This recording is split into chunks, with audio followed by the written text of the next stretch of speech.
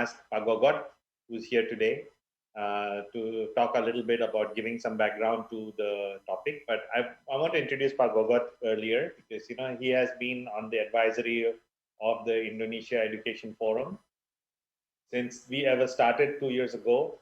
Pak Gogot used to be the head of Pustekon, and a lot of these digitalization initiatives were under him for many years. He is one of the pioneers of creating this entire infrastructure within the ministry, which is now allowing the ministry to go into all these digital initiatives with the pandemic. It would not have been possible if Gogot had not put into place that infrastructure and that kind of system in place many years ago. I think 4 or 5 years ago, Pak Gogot worked on this. And if Indonesia was able to adapt to online learning and digital learning, it is because of the efforts of people like Pak Gogot and his team. So fantastic. Thank you, Pak Gogot. Without realizing a pandemic is coming, you would have actually prepared the country to be ready to be at least do what it's able to do today. That's a great achievement by itself. Also, I must mention that Pak Gogot, while he was in Pustekon, he was also in charge of the TV Edukasi, which is a digital television channel of the ministry. And these are all stepping stones. It has come a long way for Indonesia to be digital ready in the education space. And it has taken a lot of people, a lot of steps, a lot of initiatives that has brought us here.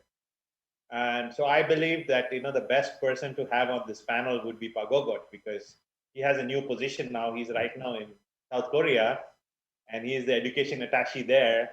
And he is now exploring ways to innovate with an innovation nation. Everybody knows South Korea is way ahead of its neighbors, especially in the education sector. So Pak Gogot will be able to bring back many learnings and find ways to engage different world models into how Indonesia would grow. So Pak Gogot, without further ado, I'd like you to make your presentation of a few slides that you have prepared for us. Thank you today.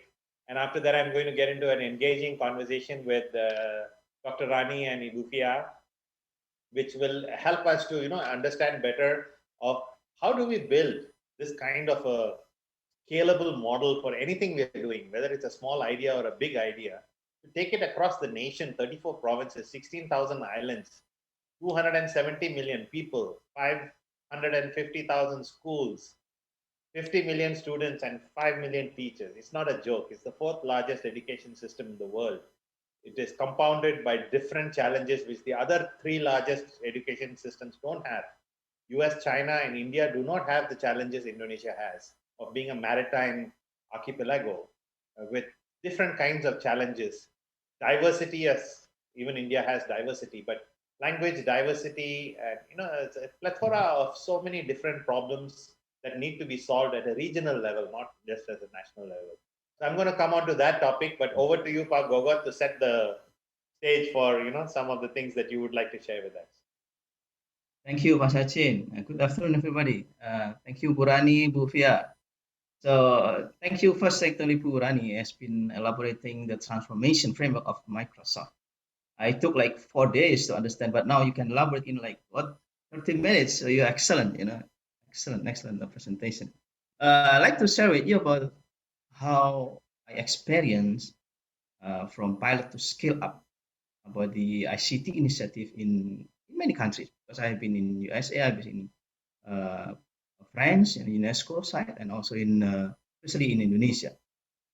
So it's just to build up, to give some idea about how we look at this piloting initiative. So it took me a while, Pak Sachin, to create this, because it's not easy to sum up about how to start from pilot to scale up. Actually, when we have the initiative, mostly we will fall into 3 categories. Either we want to create more numbers, or you widening the scope, or improving the quality. Any innovation in technology mostly will fall into 3 categories. So if we want to increase the number of students, number of teachers, number of schools being trained, with LMS, with any tools, then we come to the quantity side. If we want to improve with other tools or different kind of training or workshop or modules, then we'll come to a scope area. And then, of course, we are not happy with this tool and we put them into improving the quality. So we want to make sure that the quality is accredited or certificate or quality assurance by any company or any expert, then we fall into the third category. But all of this has to be under the boundaries of the context and the relevancies, the meaningful. Meaningful of what? The context of what? The relevance of student learning. Actually, since the beginning, Mas Menteri elaborating about the vision, his vision about education. I now has come to this conclusion. Basically, this is a very heavy session this time, because we have to scale up all of the talks, from the beginning until this afternoon. But actually, where are the technologies plays a role now? So the technology can play a role in any of the three kind of initiative. So either you call it like a mobile, 5G, AI, big data, virtual reality, augmented reality, Internet of Things, all of them will supporting all of these three categories. So now I'd like to share with you, I got this graph from Sacha Kasper. It's very interesting. That's why we have to always mention about involving student, prioritizing student, because every student, every teachers, or even school, they have their own pace of transforming learning with technology. So there are two dimension here: the time, and then the experience. I don't know, Sachin, how can we scale up if we have two dimension? If we have one dimension, it's a lot easier. Now it could be two dimension. We just not found it yet. But this only two dimensions is not enough. I mean, it's not easy to us to scale up in one size fit all. So I like to so another one is basically this is the book in 2015 actually, the book of trend in education. So three things we have to underline here. Are we doing differentiation or individualization or personalization? So they are very close. If you don't look at in the detail, then it's very easy to be distracted. So it looks like you're doing personalization, but actually you're doing individualization. So then this is another way of looking at when you want to scale up. So it's good to start discussion, but I like what I learned 2 months in Korea, just to share with you all. Basically, how Korean government integrated the policies of vocational education. So actually, the key here is continuous program on vocational education, starting from elementary school. How can it was like I'm just a little bit surprised basically. How can you making policy? I mean, creating policy of vocational education starting from elementary school. If you want to create teachers, I mean, you want to develop new teachers, then you have to start it from the beginning. So this is what the Korean government did. So from the primary education, they start introducing what is vocational education. And then when they are in junior high school, they give them 1 semester free learning.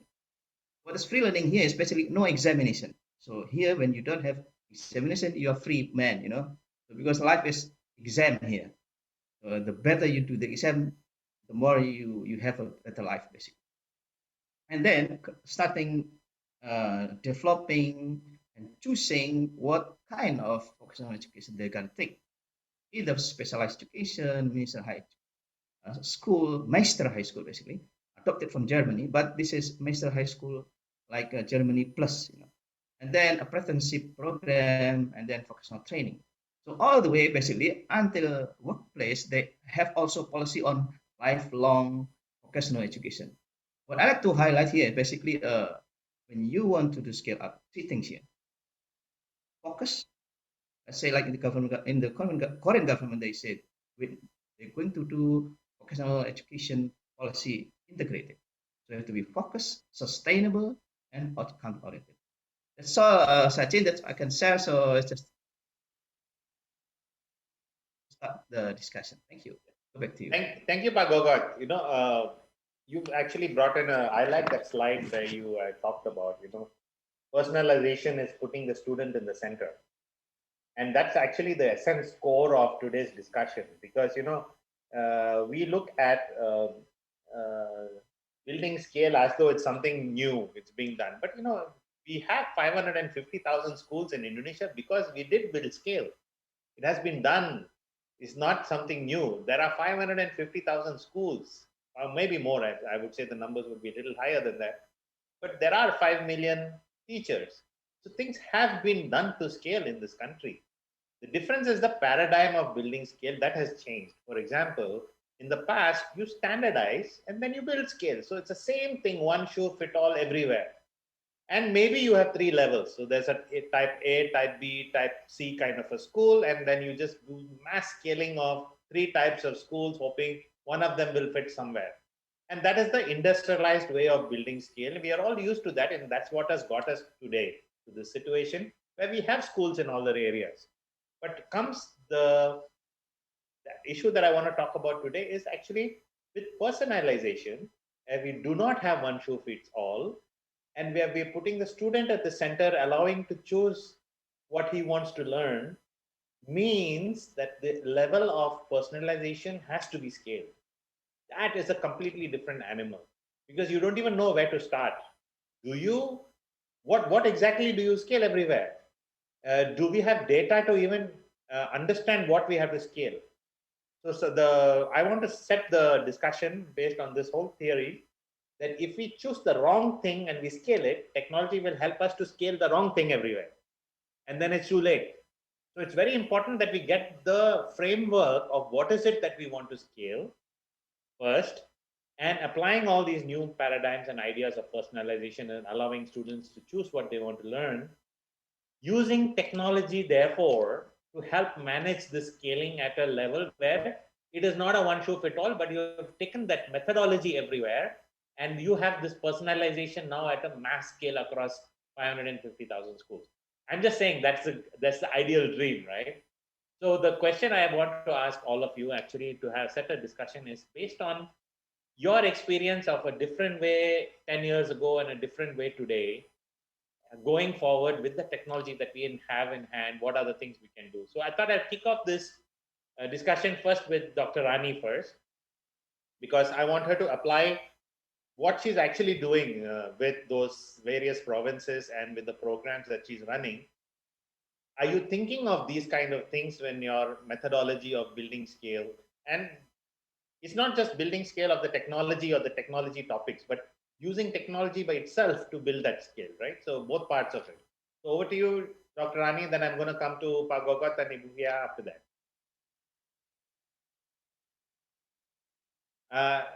Dr. Rani, I think you're on mute. Yeah. I wonder how many times people have to say you are on mute on call. Great question, Sachin. And I think it's a very insight driving question, because you said that to decide what it is that we need to do that's a decision, and that decision comes from a student-centered, putting student in the middle and working out what is it that we are trying to do for the student. And then when you have those very fundamental things, for them to be holistic, for them to be a well-rounded human being, they collaborate well, they get into the workforce, whether they leave from year 12 or year 10 or in the university. Wherever they're living, they're going to find and come out with a learning mentality, lifelong learning mentality, but be able to contribute to society and their family and the community, right? So that, in my opinion, when my 13-year-old son grows up, that's what I'm expecting him to do. I need him to contribute. Now, if that is what then we are focusing on, what are all the interventions and knowledge that we need to give for that to happen in a classroom, four-walled environment, in outside of those four walls. So we have to look at the whole learning journey as a part, because a child doesn't just learn in a classroom. They are also learning in the playground. They're also learning at home. So there's a lot of micro interactions that happens. And I think the first thing for that to be captured so we can have reactive, proactive, and predictive impact is to gather data, right? What is it that they are excited about? How do they learn? Like I could say my son learns best from Minecraft. I put him inside Minecraft and then I'm lost. I've lost him for hours, even if it is a subject, math, science, whatever it is. I've lost him for hours because he's totally immersed. But I also know my nephew hates it. He doesn't want that immersive environment. He will lock himself up in a book or an encyclopedia, and it doesn't make sense to me, and he learns very differently. And then there's another kid who doesn't even want to have anything to do with books but the balls. They want to be out there playing. So there's so many things that a student, when we put them in the center, that we have to deal with, to your point, there's so many things to learn. But the first point is understanding that behavior and what excites them, and that requires data. And I think for me that's the first step. First step is able to give them the access and equity so you can allow technology to help you make those decisions. They're never going to be perfect, but give those students the best chance, right, of being able to take empowerment in their own hands for the learning processes that they have. And that's why Gogot, that Korea also, when they talk about it, they're really talking about how they empower the learner. So the reliance on the community becomes a little bit less in the way teaching happens, but increases in the way they provide context and concept. So I think what we've done is that, knowing that that technology component is critical and everything else needs to be planned around it, we are helping, for example, the Regency in Senjai, South Sulawesi, where we focus on building the skills of the teachers to use technology as we deploy technology into their schools. So, because we also have the mindset of saying, yeah, I can give you the technology, but if you don't know how to use it, if you're not engaged with it, it's going to be a doorstop. They are not going to be able to use that. So I think for me, the first step is appreciating that that student that you are thinking about is the teacher to start with, right? Because that teacher is going to scale.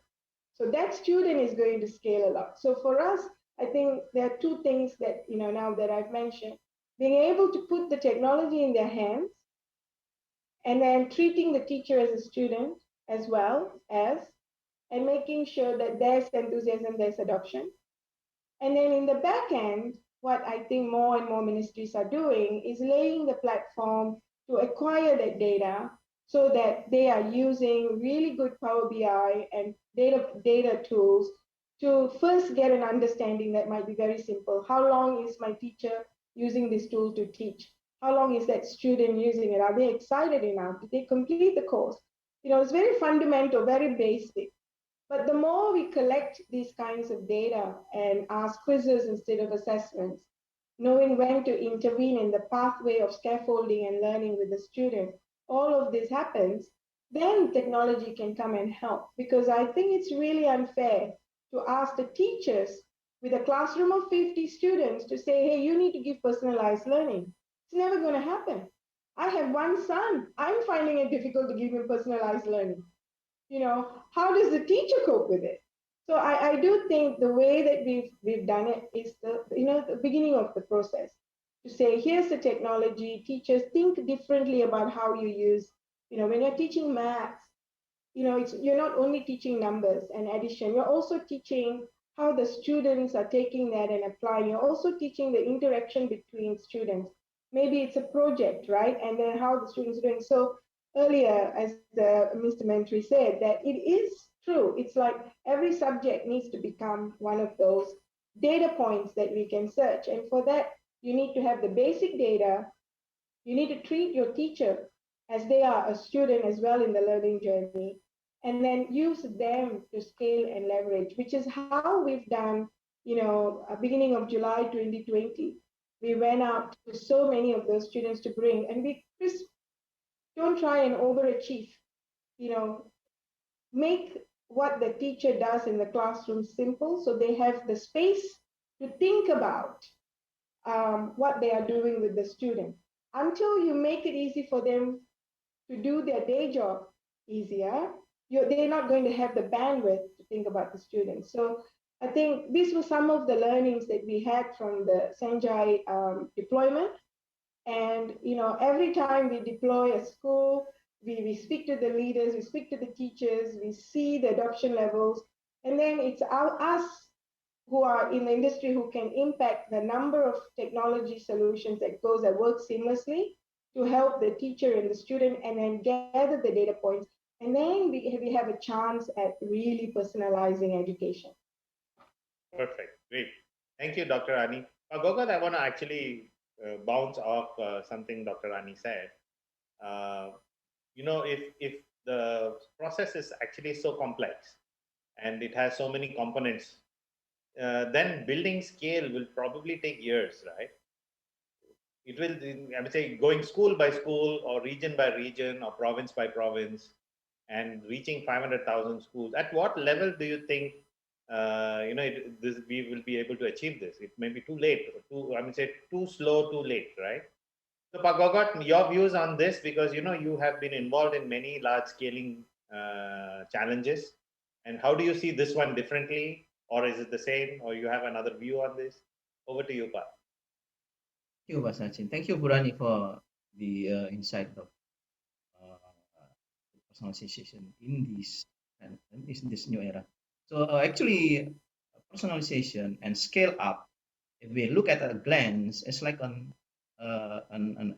two arrows with different direction. Yeah. Because scale up mean you have one framework being implemented in a big number. Personalization means that you have to take care of each learner with their own potential, their own pace of learning, with specific treatment and services. So, but actually, if we look at the role of technology, can bring those two different directions into one. But it's not easy. How we can do it? We provide the menu, not just a menu like set of subject matter, no, but also activities into detail until the student they know how to measure themselves.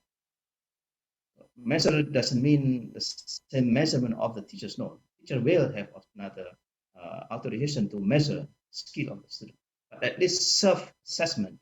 So if we have the set of instrument that student can choose, they can practice, and they can assess themselves in different different different variation, different menu based on the potential of the student. Let's say one example, easy to comprehend is, if you learn about algebra, everybody has to know how to count, has to know how to calculate, has to know how to subtract. You cannot let the kid then, if the kid since early child they say I don't like to count, and then you let them not counting, then when they grow up, you're not helping them, so you put them in the trouble. So, but to learn algebra, not all students have the same way of learning. That's why the type of student learner, either they are more cognitive, more psychomotoric, more social, more inclusive. So that's the technology can play the roles. So yes, they learn algebra, but each student they have different characteristics of learning. So technology can support them. So the role of AI can read how the speed of the student solving any problem. And then from that, teachers with the help of this AI can uh, assist student. This is the best way how you can learn. Because of course, I mean, kids are kids, they are free to choose, but decision making, we have to help them to make a good decision making. So I think that's my view. So Yeah. it's not look. I mean, there's no fail. I mean, just to like to emphasize one more thing is basically there's no fail vocabulary in the piloting in education. What I like to highlight is basically and you doing different thing that the student need. That's another way to say it. Thank you, Masach. Yeah. So, Gogot, I get your point. I'm going to go to Lufia because she has been a teacher and she has been with students. She has been running a school, and she has a lot of experience in what we're talking about. What is your view, Lufia? Do you think this will work? Maybe you have a different viewpoint. What would you like to share with us? Okay, for the difference in maybe a culture or geographics, now in Directorate early childhood, primary and secondary education, we concern to for the accreditations of school in category C, because we want to improve and then collaboration with the local government, and then we want to connect with another school like a sekolah penggerak, because maybe the all students they want to improve their skill, and then they having a curiosity, and then they having a skills, they having a good facilities, but the teacher is not confident for using the digital tools, because we found it with Mas Menteri last week, when we going to school and then make sure for the opening school, we found many laptop and then some places to be keep is not using for learning process, but they said that this laptop is only for AKM or for assessment competency minimum or for national examination. So this is maybe the approaches not only for the teacher, but no we apa ya dibalik no we having approaches to students, because when the students they want to know, they want to play, they want to make a video maybe, like they playing a media social media or TikTok maybe, so we encourage for them to make a education video for educate and inspire the others.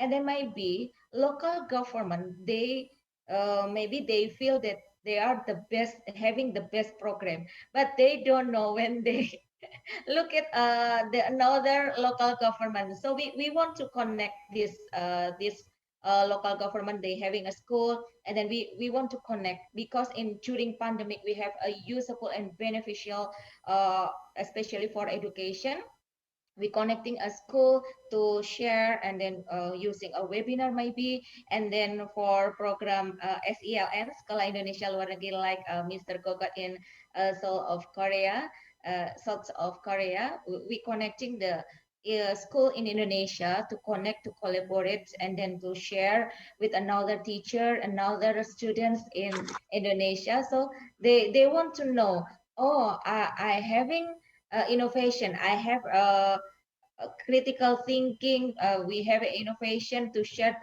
each other.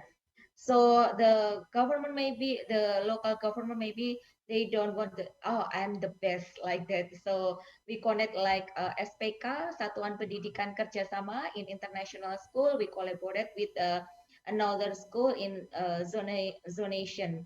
So they can share all facilities, and then we having a program collaborate is not only campus mengajar between a student in a university and primary school student, but also we having a program collaboration, a coaching or mentoring from the secondary students to primary students or secondary students to uh, early childhood students and etc. Because they want to, like Mr. Gogo said, that kids as a kids, they want to play, bermain sambil belajar. They feel that they still are playing, but like I said that they're using a Kahoot.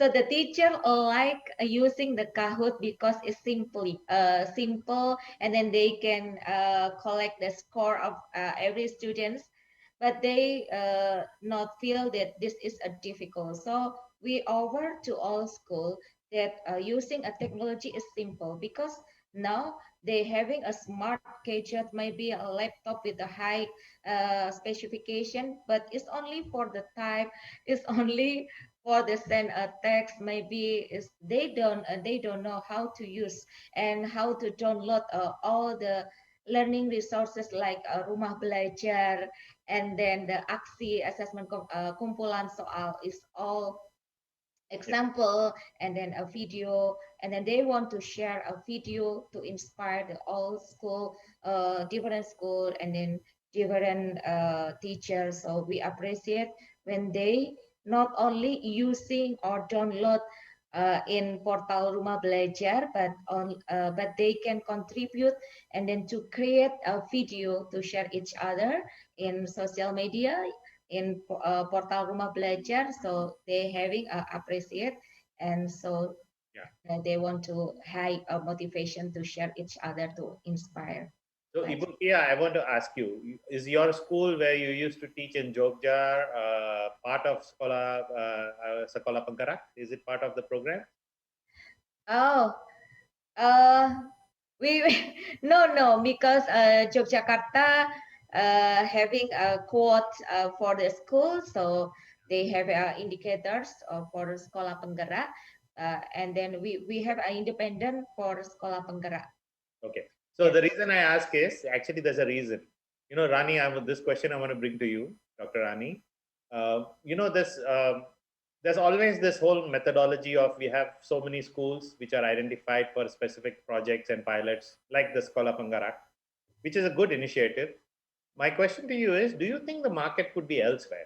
See, there are 550,000 schools. There are so many underserved parts of the country. Do you think there are teachers and students who are more willing to be accepting of new techniques and new methodologies? Should there be another approach of going to schools that want this kind of a program because they'll give it a better shot than to go with a government top-down led program? Or it should be a mix of both? I mean, say there's nothing wrong in doing, you know, one program like this, but also do a program for the underserved. Because, you know, I've been talking to a lot of people who do pilots. We ourselves do a lot of pilots. We've found consistently that the schools that are underserved or underprivileged or not having access are far more interested in doing something different, doing something new, and they set a kind of a standard. And then the other schools are forced to follow it because they are seeing that the other smaller schools are doing much better than them. So this is a strategy by itself. You could call it a kind of a reverse psychology that you can apply to the system. What are your views on that, Dr. Rani? Great question. So let me give a couple of examples. In Senjai, which is a region in the eastern part of South Sulawesi, that includes about 9 islands, right?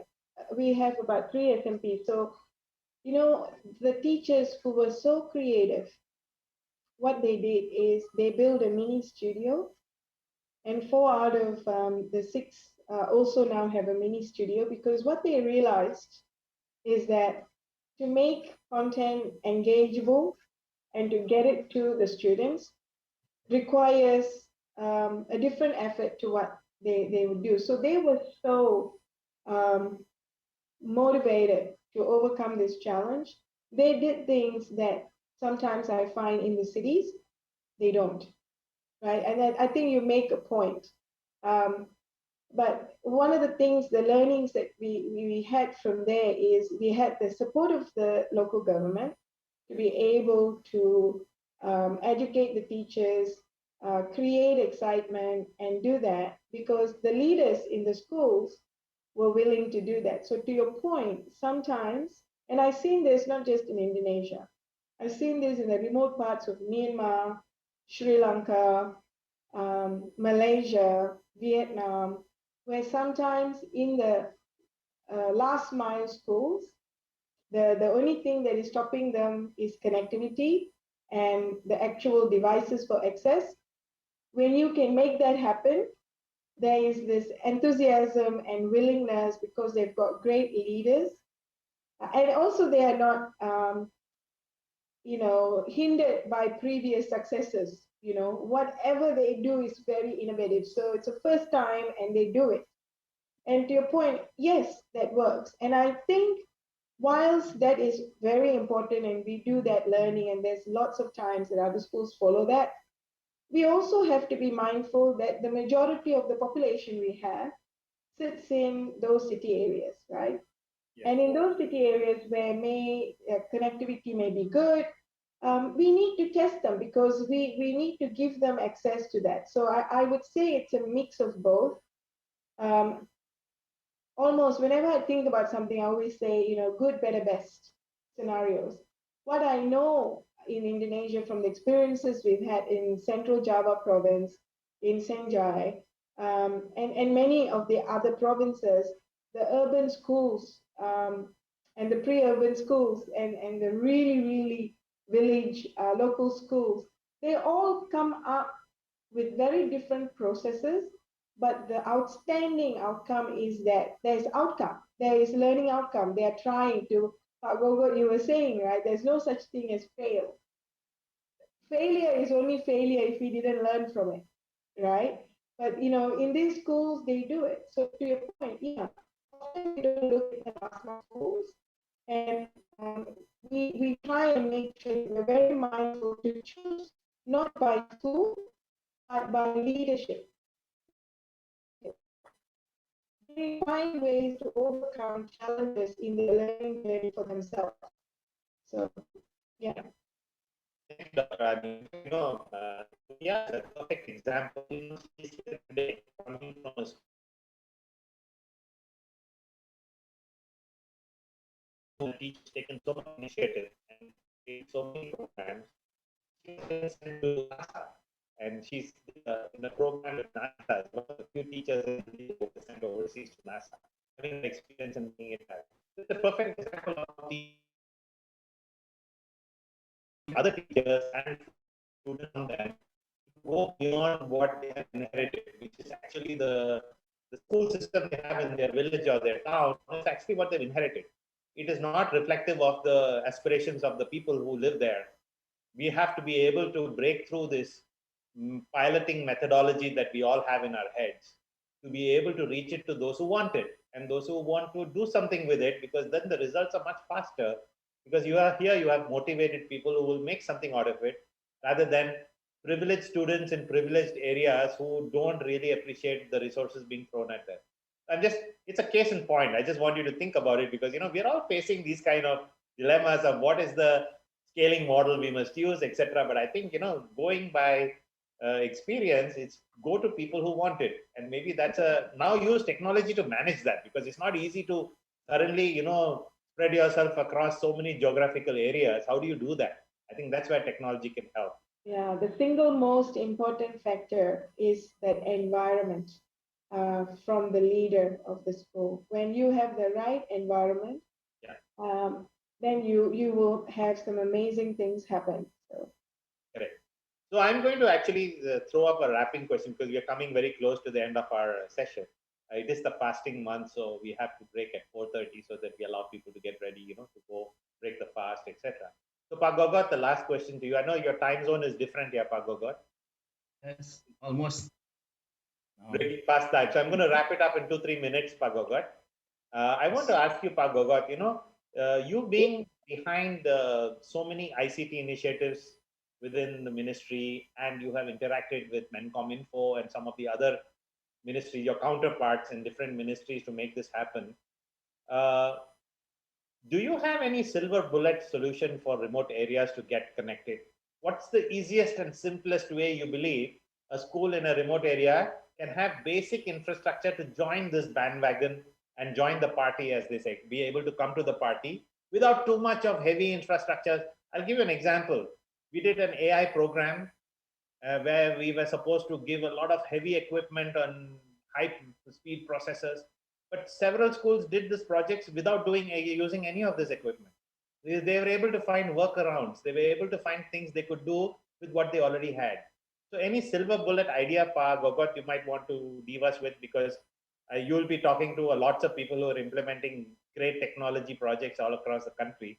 Maybe you can give them a simple solution of a silver bullet of getting, even remote parts of Indonesia quickly connected to do something useful. Over to you, Gogot, for the final wrap up. Thank you, Sachin. I remember in 2006, I took a ICT management course here in Korea. It's a long time ago. And I asked almost the same question. Always, Indonesian, when they go to Korea, to China, big country, they always ask, my country, we have limitation of access and things like that. I asked the same thing. So, and the professor at that time, 2006, it's like 15 years ago, he said, build from the local wisdom. I mean, what is there, build from there. I think this is what's my using it with Gojek. Gojek is there. When we put Go and then become Gojek, big now. So the local wisdom.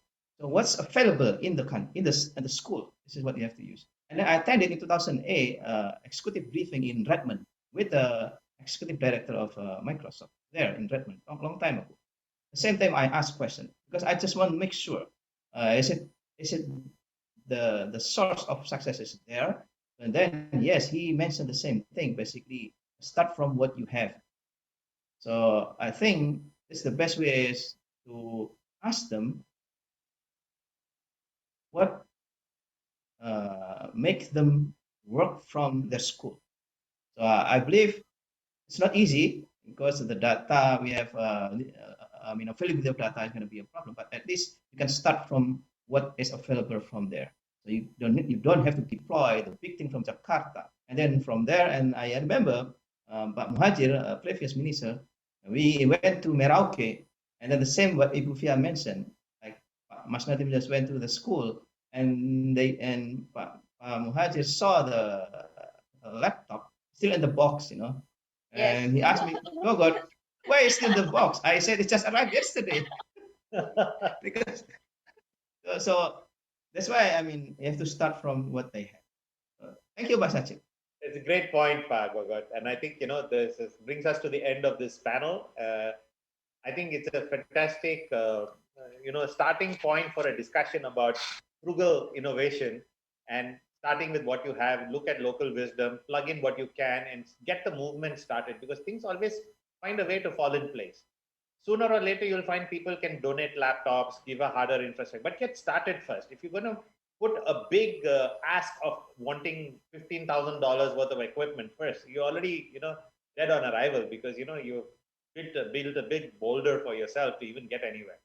So I think, simple, frugal innovation, simple ideas, I love Minecraft. This Dr. Rani, what you said is fantastic. It's so engaging for kids, and I think any kid anywhere in Indonesia with a hand phone or a mobile phone will be able to, start working on simple things on Minecraft. If you have a laptop, it's even better. I agree, but it's a starting point. So maybe this is the approach we need to do. Start to go to the underserved, look at ways to create a revolution. We need a revolution where people will drive this. It can't be top driven or company driven or large corporation or foundation driven. It has to be from bottom up. If you can seed a revolution among the people that they want to improve education in their own areas, it will somewhere meet along the way on where the top down and the bottom up will meet halfway somewhere. And this is something that I think we should really work on, not focus only on one aspect of scaling up. Local wisdom, I completely agree with you, Pa, and finding frugal ways. And then, like how Ibu Fia mentioned, that the people are there, they're willing, they're teachers, and there are students who actually want this. We have to find a practical way of getting them engaged and make them a part of this revolution of changing how education is in their own respective spaces. And I think that is the way to move mountains, get the people engaged. So it's not just putting the person in the center, it's putting a community in the center. Get the community involved in upgrading their education, and things will find a way to work itself out. All right, thanks a lot. Really enjoyed this panel, and I'm going to interact with all of you again. We have a series of 8 roundtables coming up this year. Every month there's a roundtable. I would invite you all to participate as well as speak at some of these. We have a great partnership with the Ministry of Education, and they will be involved with us. And that's actually thanks to Gogot. He was one of the earliest supporters of the Education Forum. And the reason why we have good links with the ministry is thanks to Gogot, Ananto, and a few other people, and who were instrumental in helping us build a conversation around these topics. And today, I'm proud to say we have speakers from all around the world. We had from different countries, and we have inputs coming. And I think these are the ways we can accelerate a better understanding of what we need to do, and then find a model that we all can implement and then make things happen. Thank you so much, and I'm going to hand it over back to Pashoeb at the studio, and looking forward to catching up with all of you later, including the audience who joined us today. Thank you very much, Sachin, and thank you very much, Dr. Rani, Pak Gogot, Ibu Fia. It was a wonderful panel. I think it really encapsulated our day today in terms of where we started and where we ended, and the range of issues that we discussed through the day. I think it's very clear that while there is disruption going on in education, from all the speakers and from the panel discussions that we've had, to me the biggest takeaway from today is that there are very, very passionate people in the education sector who are making things happen. And I think from AWS, from Microsoft, from Orbit Future, from Intel, we've seen the willingness, the passion, the innovation within the education space, and of course working with the Ministry of Education. I mean, Pak Nadiem, Pak Iwan, Pak Gogot, and some of the other Director Generals, Pak Wikan, their present, and of course Ibu Fia juga, their presentations really showed that I think the ministry is really leading this innovation within the education sector, and I think that really is a critical takeaway for me today.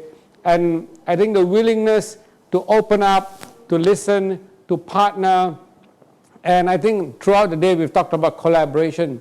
That really is the key, right? Collaboration. And I think I said it earlier in my opening speech, and I'll say it again.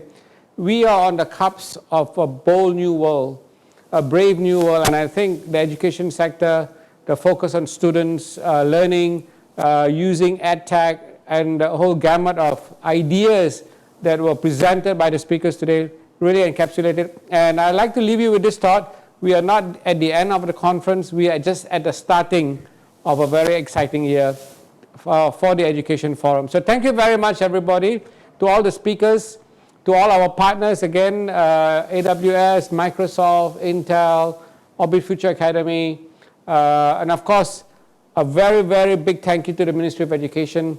I'd like also to thank my co-host and my co-founders, Nalin Singh, and of course Sachin Gopalan, for helping me to moderate and to host this wonderful day of, I think, sharing of ideas. So thank you very much. Stay safe and God bless.